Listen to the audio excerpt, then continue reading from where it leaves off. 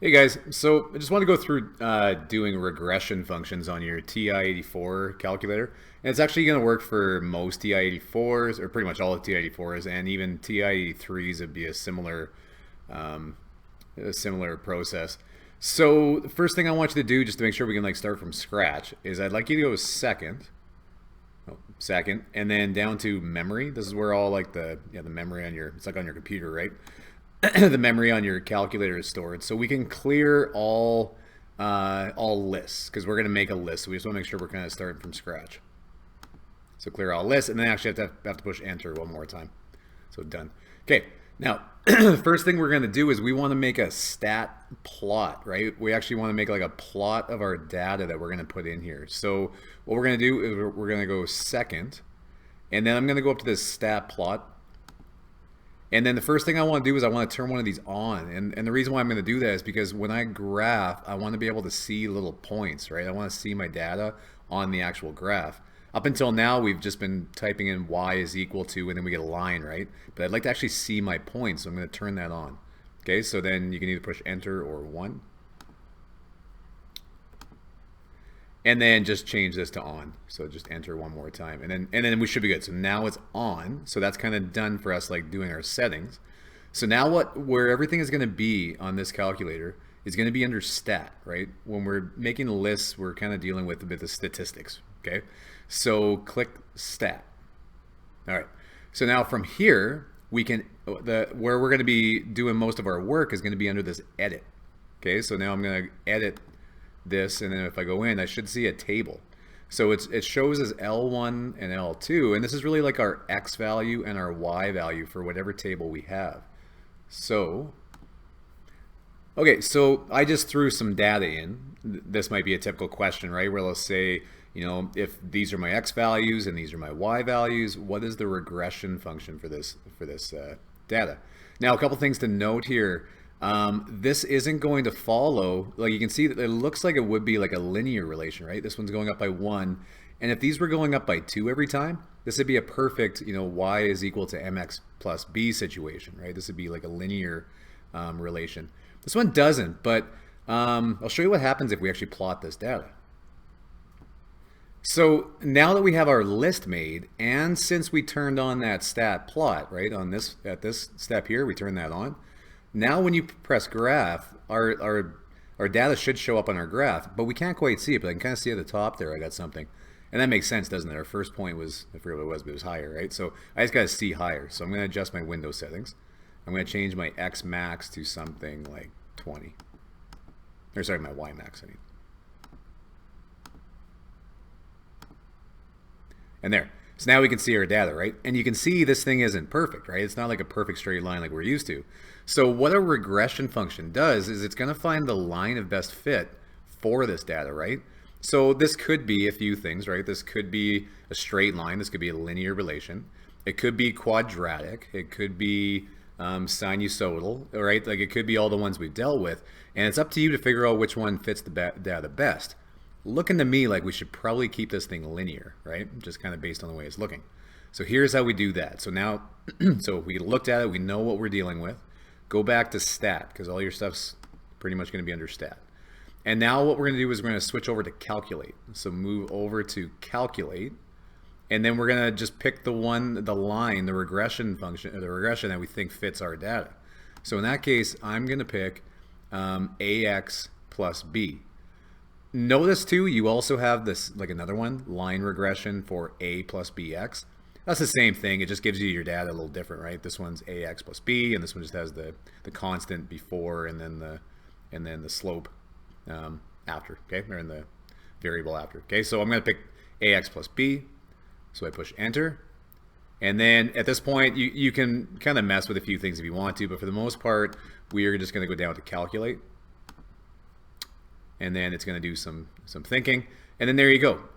If you look at the equation y is equal to ax plus b, our a value would be 2.2, and our b value would be 5.6. So at this point, you could be done. That would just kind of be it, where you could write this down, and then we could graph it, right? You could throw that into your calculator right here, and then we could see if that line fits.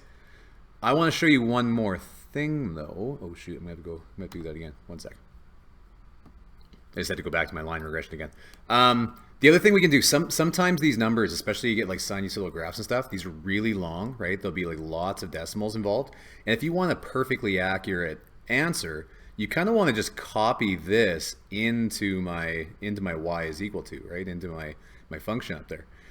So the way we can do that now is, now that this is kind of stored in here as a regression line, right? Regression line. If you go y is equal to, so now right when you're sitting here, if we go down to variables, because this is like a variable, right? It's like it's stored as a function in here, right? Which is like a variable that I can use now. So I'm going to hit vars for variables. And then I'm going to go down to statistics, because that's what I've been doing, right? Statistics.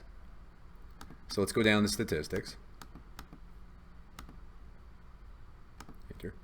And then I'm going to go over to EQ for equation. And then we see this. This is regression equation. This is the regression equation that's saved into the calculator right now. So if I push enter, then you'll see it actually copies and pastes what I just did there, right, into that spot. Then we should be good to go. So now that I have that, I can just push graph. And let's see what kind of fit we get. And it's pretty good, right? You got like, 1 point a little above, 1 point a little bit below, but for the most part, this thing follows a linear relation. Now, this is like real life, right? This would be the kind of thing the scientists would do. They would get data and they'd try to fit it to some sort of relation so that they could maybe predict, what the line would be up here or maybe like back here, right? They would know it would probably pretty much follow that line. This is a big part of what scientists do, actually.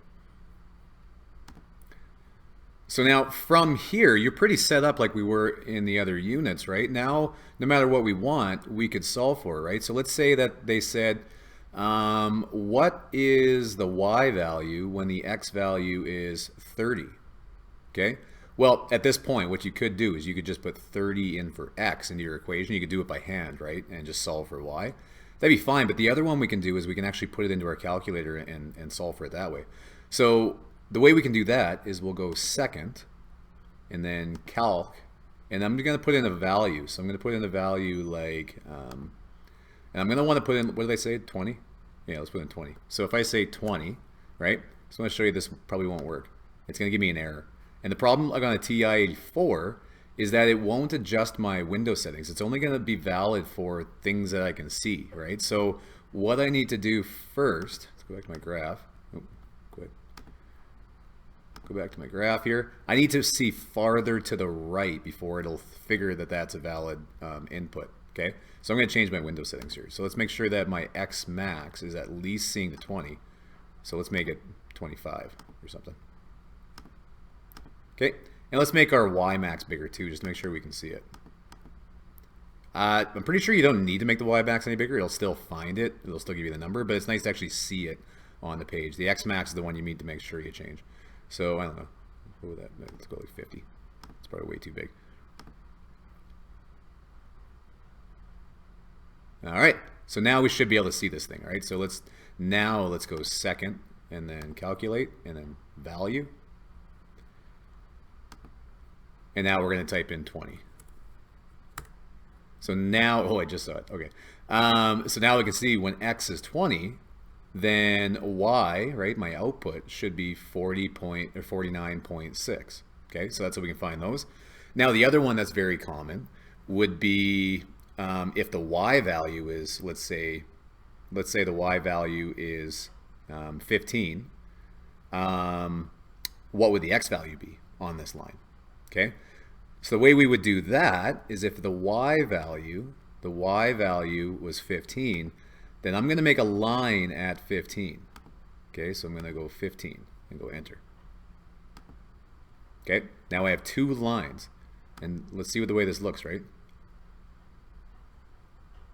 Okay, so now, according to this, right, it's really going to be where these two things cross, right? Because if I want to know what the X value is, right, these are my X values, when the Y value is there, then really what I'm looking for here is the intersection of these 2 points. Okay, so the way we do that is, again, under calculate. So I'm going to go second, calculate, and then I'm going to go down to intersect. Okay, and then we just need to pretty much just push enter a bunch of times because it just wants to know first curve and it's predicting the blue one. So I pretty much always just get kind of close to where I think it crosses to make sure. And then it wants to take a guess, so I'm going to push enter one more time. And then there's my intersection, right? So when y is 15, x is 4.27. Okay. Now, it's one thing I want to draw your attention to, right? Is that here, if I go stat and then edit back to your table here, shouldn't it have been 4, right? Because like it was at 15 right here, right? And then x should have been 4 according to my data. That was like actually the data, right? But remember what we're looking at here. When I found this intersection point, that was actually the intersection of the line, right? That was the line of best fit. So the line of best fit might not always match that data perfectly, right? Which actually makes sense. It would be a little different than 4. It wouldn't be 4 exactly. Okay, so those are a few of the skills that you guys are going to need. Remember, this is for a line, right? A linear relation. A lot of the skills would be exactly the same. We would just turn it into a different, well, for example, here, you know what? I'll show you. I'll delete this out for a second. And then let's try making this a different sort of function, right? Let's see how that data fits a quadratic regression, okay? Because this one could be kind of close. So let's see. So enter. And then again down to calculate. Okay, so it's saying that this is it here, right? So why don't we go back again now? So it's saying in the form ax squared plus bx plus c. So if I go back here now, I'm just going to clear that out. And now again, I'm going to, that new regression function is stored into the calculator. So I'm going to go into my variables, go find it again. Okay, variables. Nope, wrong one, sorry. And then down to statistics, so 5. And then over to equation, and then regression equation. And then there it is, right? It just threw it in there for me. Oh, you know what it did?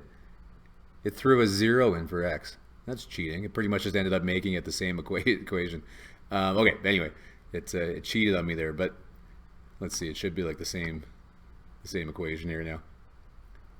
Do you guys see why that was? If you go back to your equation here, since it cheated and made the a 0 for x squared instead of making it like 1 or 2 or something else, so that would really just cancel out this term, right? This x squared term. So then we would just end up having the same line we had before. Okay. So, but anyway, that's the idea, that you could try other graphs, and let's say if it was like a logarithmic or if it was exponential, then you'd see a graph that looked like an exponential, and it would just be trying its best to try to fit through that data.